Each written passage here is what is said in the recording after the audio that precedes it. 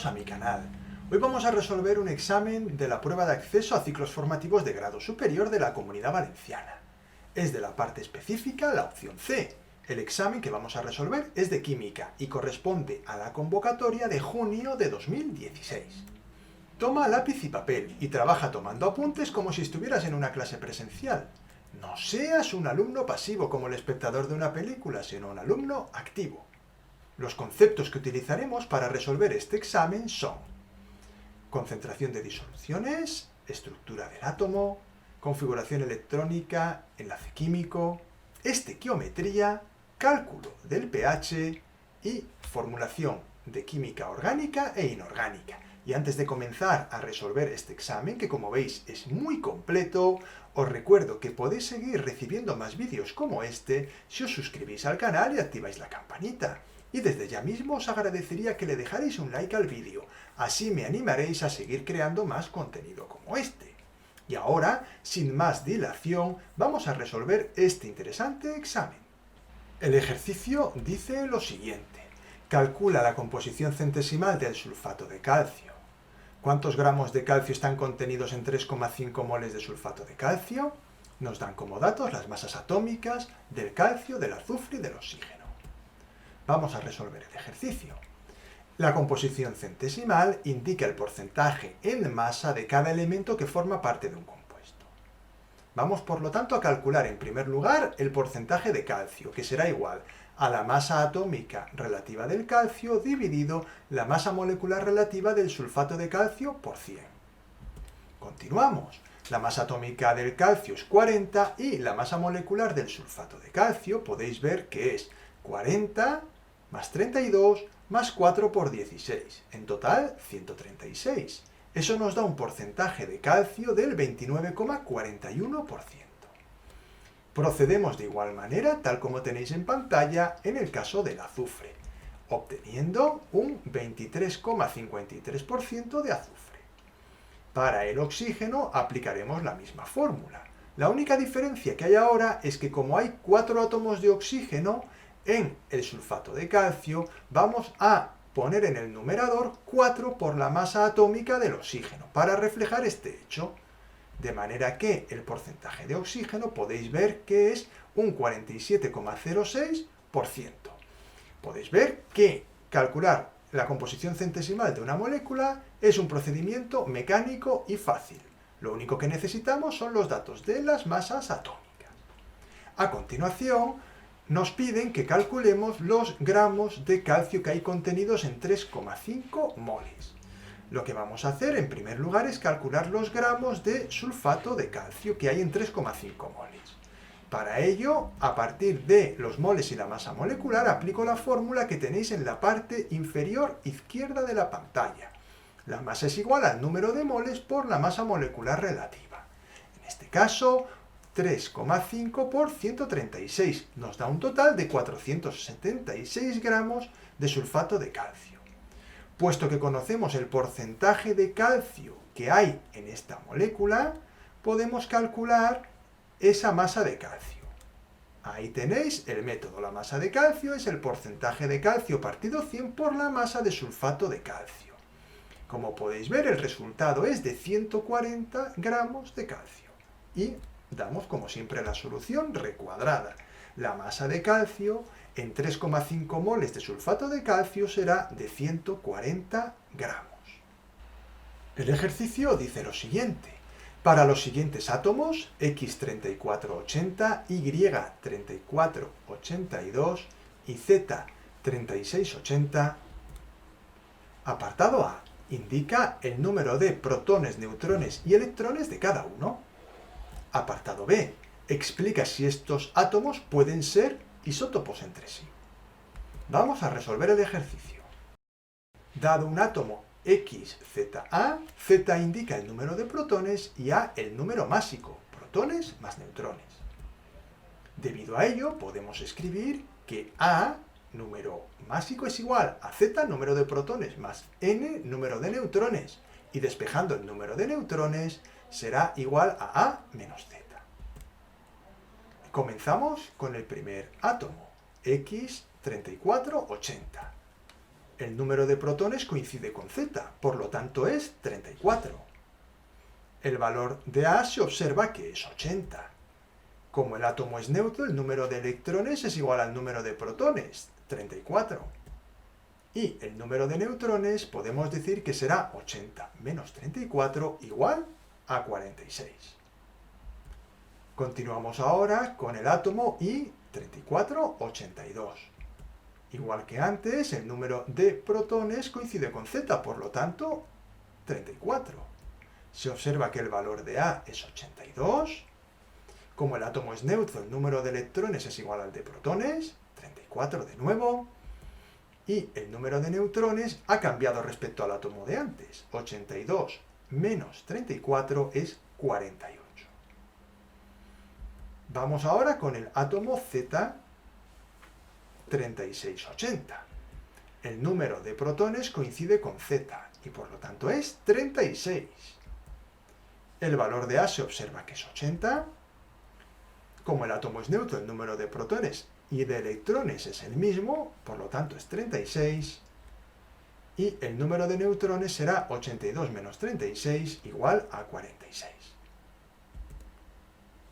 Por otro lado, podemos decir que los átomos X e Y son isótopos, puesto que tienen el mismo número de protones, pero diferente número de neutrones. Eso se refleja también en que tienen distinto número másico. El ejercicio dice lo siguiente. Indica el tipo de enlace o fuerza intermolecular que se debe romper en los siguientes procesos. Apartado A. Vaporizar agua. Las moléculas de agua se atraen mediante enlaces o puentes de hidrógeno. Por ello, cuando se vaporiza agua, hay que romper los enlaces de hidrógeno que las unen.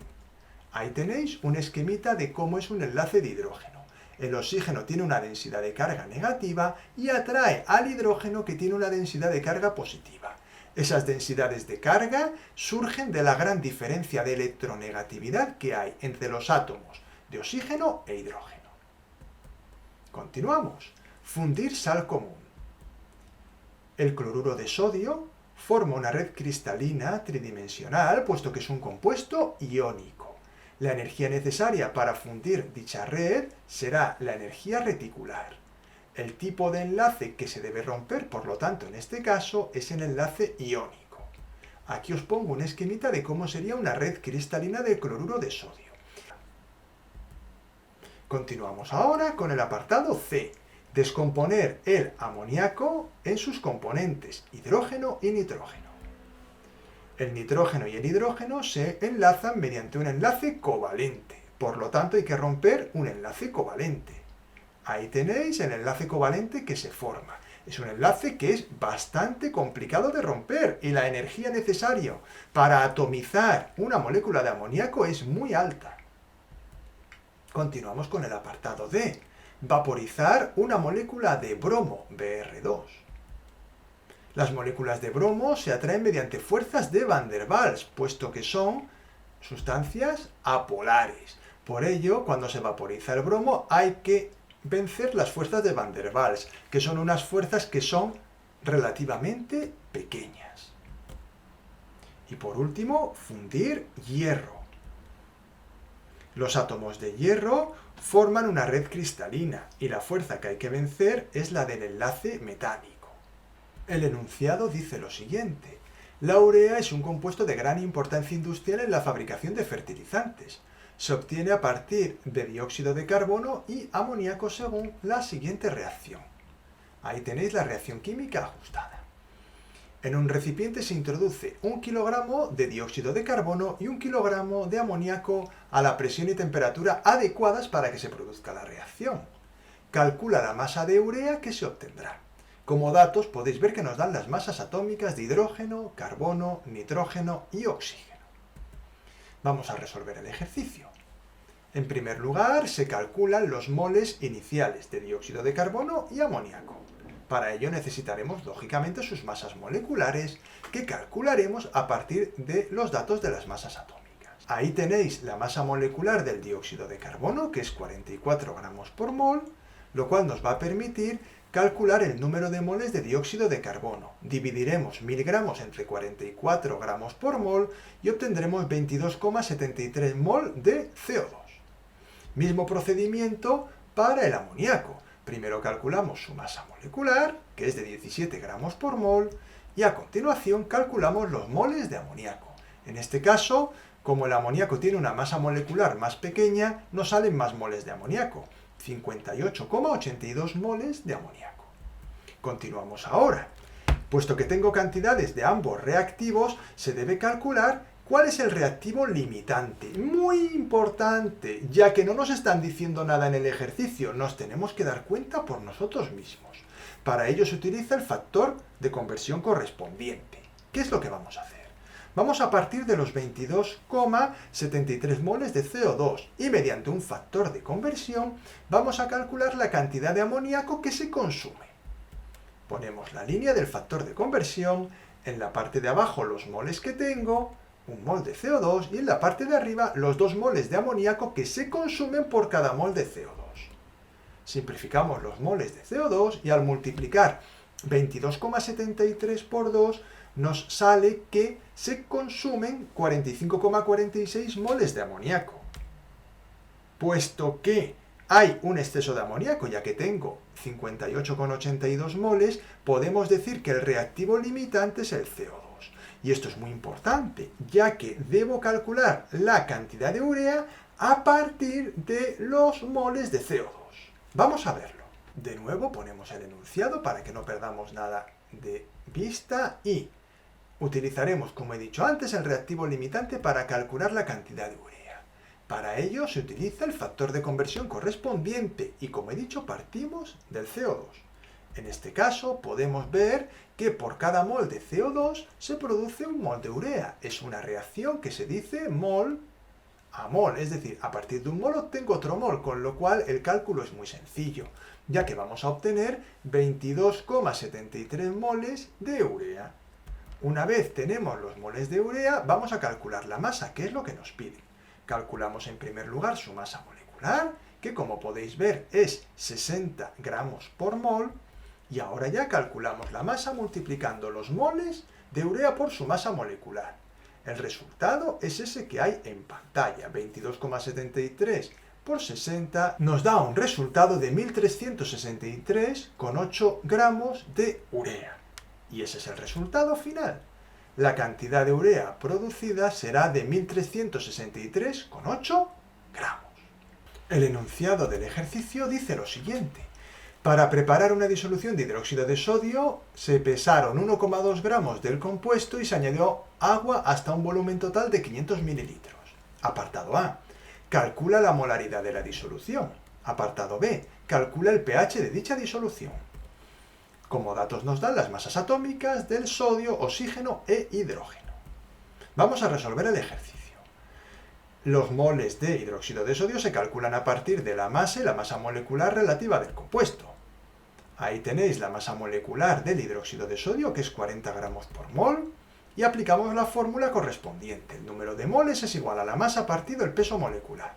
1,2 entre 40 nos da un resultado de 0,03 moles de NaOH.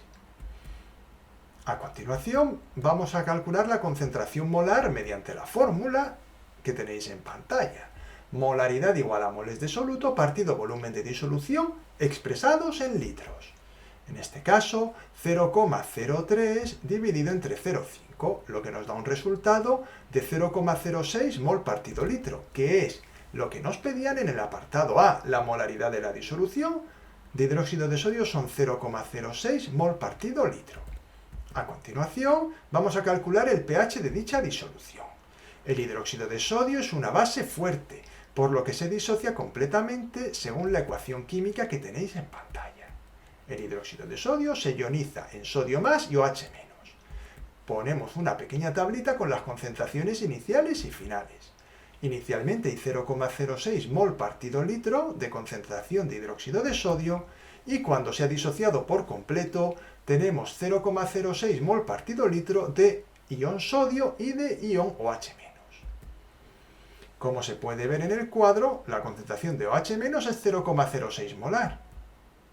Para calcular la concentración de H3 o más, debemos recordar que Kw es igual a la concentración de H3 o más por concentración de OH-, de manera que la concentración de H3 o más es igual a Kw partido la concentración de OH-.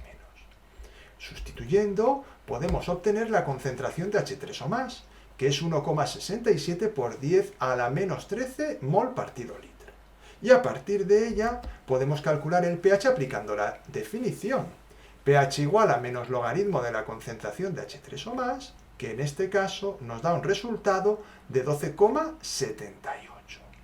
Simplemente comentar una cosa, esto podía haberse hecho de otra manera. Podíamos haber calculado el pOH y haber aplicado la igualdad pH más pOH igual a 14. En ambos casos el ejercicio está igual de bien. Por lo tanto, y concluyendo, el pH de esta disolución es 12,78, un pH, como veis, muy básico, como corresponde a una base fuerte como el hidróxido de sodio.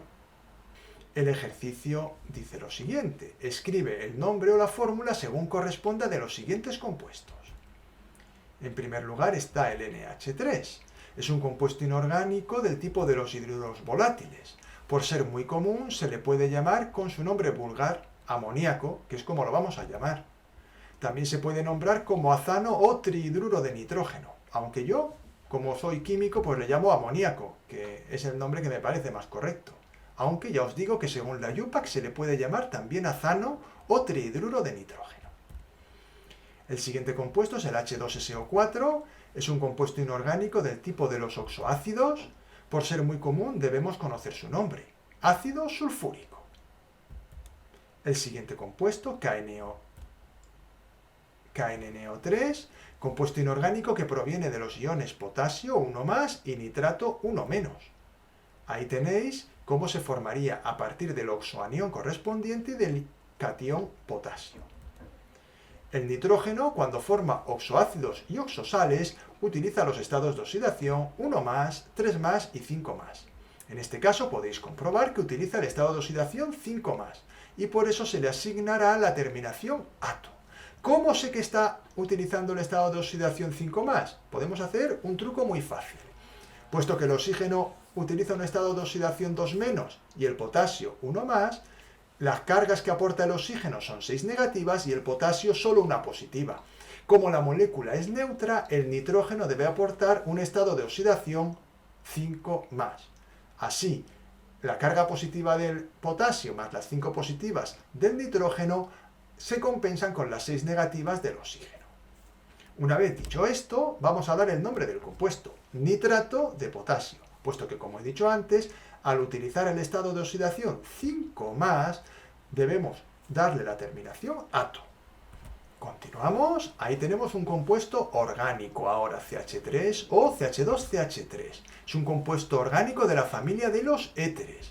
La fórmula general de los éteres es esa que tenéis en pantalla: un oxígeno enlazado a 2 cadenas de carbono. Se nombran los dos sustituyentes con 1 y 2 carbonos respectivamente, metil y etil. Lo hacemos por orden alfabético, por lo tanto el nombre del compuesto será etil-metil-éter. Continuamos con otro compuesto orgánico, CH3, CH2, COOH. Es un compuesto orgánico de la familia de los ácidos carboxílicos. La fórmula general de los ácidos carboxílicos es RCOOH, como podéis ver, igual que el compuesto que nos propone. En este caso podemos observar que la molécula tiene 3 átomos de carbono y por ello el prefijo será prop. Y el nombre del compuesto será ácido propanoico, aunque también hay un nombre común que es ácido propiónico, que también es aceptado. El siguiente compuesto es tetracloruro de carbono. Es un compuesto inorgánico binario formado por 2 no metales. El nombre nos indica que está formado por un átomo de carbono y 4 de cloro. De manera que la fórmula del compuesto será CCl4, tal como tenéis ahí en la pantalla. Continuamos con el hidróxido de sodio. Ya lo hemos visto anteriormente en otros ejercicios. En este caso, compuesto inorgánico de la familia de los hidróxidos, se combinan los iones sodio más y OH menos. La fórmula del compuesto será, por lo tanto, NaOH. Seguimos con más compuestos. Ahora orgánicos. 3-metil-1-buteno. El compuesto es orgánico, por supuesto, de la familia de los alquenos. Posee un doble enlace. La cadena principal tiene 4 carbonos, tal como indica el prefijo but. Y en el tercer carbono hay un sustituyente metilo. El compuesto sería ese que tenéis en pantalla. La cadena principal es 1-buteno y en el tercer carbono hay un metilo. Etanol. Compuesto orgánico de la familia de los alcoholes. Su fórmula general es ROH. Como tiene el prefijo et, tiene 2 carbonos y por lo tanto la fórmula del compuesto es la que tenéis en pantalla. CH3CH2OH. Etilamina. Compuesto orgánico de la familia de las aminas. Su fórmula general es RNH2. Como tiene prefijo et, de nuevo, tiene 2 carbonos y en este caso la fórmula del compuesto será CH3CH2NH2. Y hasta aquí ha llegado el vídeo de hoy. Espero que os haya ayudado a resolver las dudas que pudierais tener. Ya sabéis que si queréis seguir recibiendo más vídeos como este, podéis suscribiros al canal y activar la campanita. Y os agradecería que le dejarais un like al vídeo, así me ayudaréis a seguir creando más contenido como este. Y por supuesto, no dejéis de compartir estos vídeos con otras personas que seguro que les vendrán muy bien. Muchas gracias por vuestra atención y nos vemos en el siguiente vídeo.